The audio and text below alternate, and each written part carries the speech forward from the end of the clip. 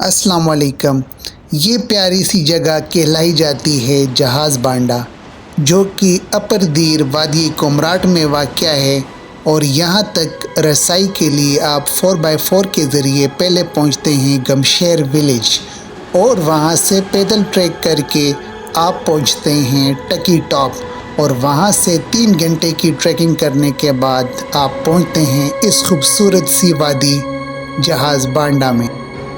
گمشیر village ہے یہ، یہاں پہ جیپ ہم نے پارک کی ہے اپنی، اور اس کے بعد ٹکی ٹاپ تک بھی ہم پیدل ٹریک کریں گے، اور اس کے آگے جتنا بھی راستہ ہوا ایکسپلور کریں گے انشاءاللہ، آپ کو لمحہ بلمحہ اپڈیٹ کریں گے۔ یہاں ایک بات بتانا ضروری ہے کہ تھل بازار سے گمشیر ولیج تک 4x4 آپ سے کرایہ 6000 چارج کریں گے، جس میں آپ گمشیر ولیج پہنچیں گے، اور وہاں سے پیدل ٹریک کر کے آپ جائیں گے ٹکی ٹاپ، اور پھر وہاں سے جہاز بانڈہ۔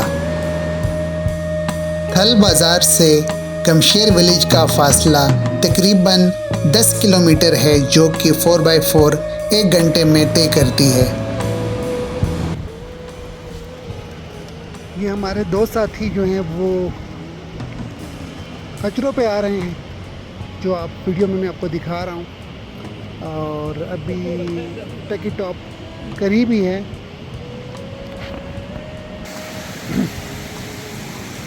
دیکھیں، منزلیں جو پانی ہوتی ہیں تو کچھ پانے کے لیے کچھ کھونا پڑتا ہے، اس وجہ سے اگر ان خوبصورت جگہوں کی تلاش میں ہم نکلتے ہیں تو ظاہری بات ہے اس میں تھوڑا سا اپنی انرجی لگانی پڑتی ہے، لیکن مزے کی بات جب آپ ان جگہوں پہ پہنچتے ہو، آپ کی جتنی بھی تھکاوٹ ہوتی ہے وہ اللہ نے اتنی پیاری جگہ بنائی ہوتی ہیں وہ اتر جاتی ہے۔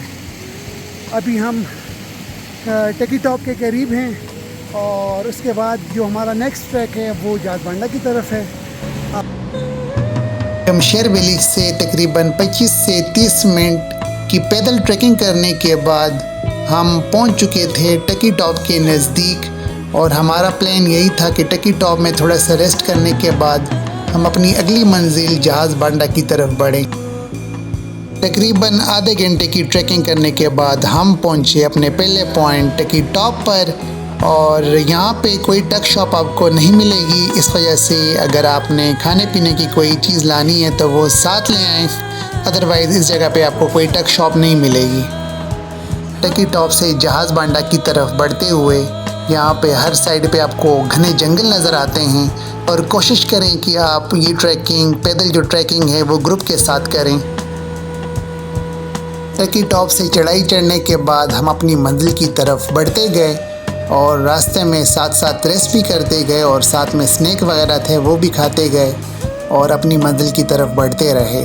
اور ماشاءاللہ سے اتنی خوبصورت سینری تھی کہ بس جو بھی تھکاوٹ تھی وہ ان خوبصورت مناظر کو دیکھنے کے بعد اتر جاتی تھی، اور جیسے جیسے قریب آتا جا رہا تھا جہاز بانڈہ تو ہماری ایکسائٹمنٹ اور بھی بڑھ رہی تھی۔ تمام تر ٹریکنگ اور تمام تر چڑھائیاں چڑھنے کے بعد بالآخر ہم جہاز بانڈہ کے بالکل قریب پہنچ چکے تھے، اور ماشاءاللہ سے یہ پیارے نظارے، اتنے خوبصورت نظارے کہ جو آپ 3 گھنٹے ٹریک کر کے یہاں تک آتے ہو تو ان نظاروں کو دیکھ کے سب بھول جاتے ہو۔ تو ماشاءاللہ یہ ہے جہاز بانڈہ، وادی کمراٹ کا دلکش موتی، اونچے پہاڑوں کے درمیان سرسبز میدان، نیلا آسمان، اور قدرت کا ایسا جادو جو دیکھنے والے کو اپنے سحر میں مبتلا کر دے۔ یہاں کی ٹھنڈی ہوائیں، پرسکون فضا، اور ہر طرف بکھرا قدرتی حسن دل کو چھو جاتا ہے۔ اگر آپ نے ابھی تک جہاز بانڈہ نہیں دیکھا تو یقین جانیں قدرت کا ایک حسین باپ آپ سے رہ گیا ہے۔ جہاز بانڈہ، بانڈہ کا مطلب تو شاید چراگاہ ہے، اور جہاز بانڈہ اس کو اس لیے شاید بولتے ہوں کیونکہ اس کی جو شیپ ہے وہ بالکل جہاں پہ جہاز لینڈ کرتا ہے اس جیسی ہے، اس لیے اس کا نام جہاز بانڈہ ہو سکتا ہے۔